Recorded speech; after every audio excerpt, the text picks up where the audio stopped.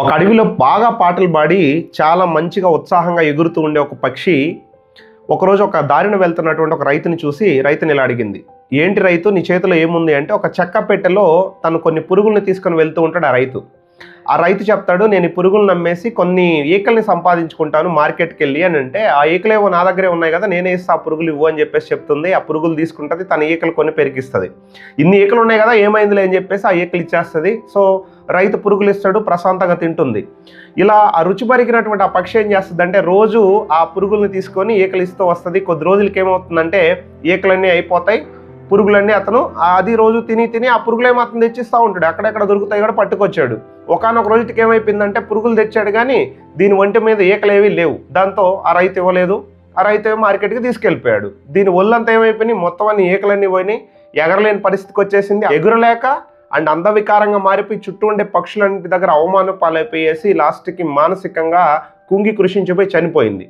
So ఈ story ద్వారా మనకేం అర్థమవుతుందంటే, ఈజీగా దొరుకుతుందని, ఎక్కువ కష్టపడాల్సిన అవసరం లేదని, ఇప్పుడేదో బాగుందని చెప్పేసి ఆ 10-15 వేలకు ఉద్యోగం చేసుకుంటే అక్కడే స్టక్ అయిపోతే లాంగ్ టైంలో మన దగ్గర ఉన్నటువంటి స్ట్రెంత్ని మనం మిస్ అయిపోయామంటే ఆ రోజు ఒక పెద్ద ఇన్కమ్ని సంపాదించలేకపోతాం.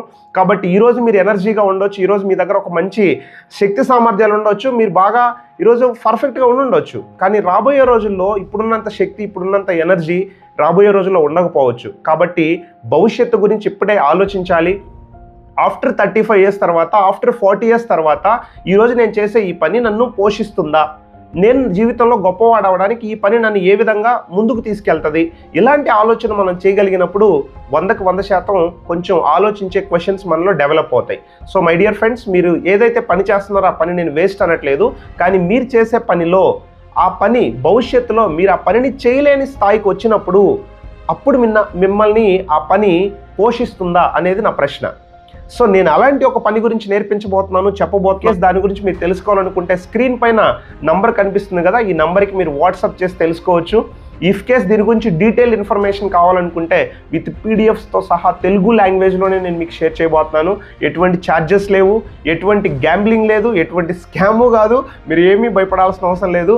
బట్ డెఫినెట్లీ ఆలోచించండి. భవిష్యత్తు గురించి ఆలోచన ఉన్న వాళ్ళే గొప్ప వాళ్ళు అయి ఉన్నారు. సో మీరందరూ కూడా ఒక మంచి నిర్ణయం తీసుకునే వ్యక్తిలో నేను అనుకుంటున్నాను.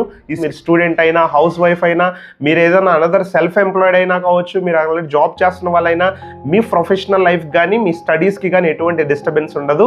మనం చేసే వర్క్ చాలా అంటే చాలా కంఫర్టబుల్, ఫ్లెక్సిబుల్ టైమింగ్స్లో ఉంటుంది. మీరు ఫ్రీగా చేసుకోవచ్చు. మరెందుకు ఆలస్యం, నంబర్కి డైరెక్ట్గా మెసేజ్ చేసి తెలుసుకోండి. మీరు కూడా మీ లైఫ్లో గొప్పగా, సెక్యూర్గా మీ లైఫ్ని ఉంచుకోండి. Thank you.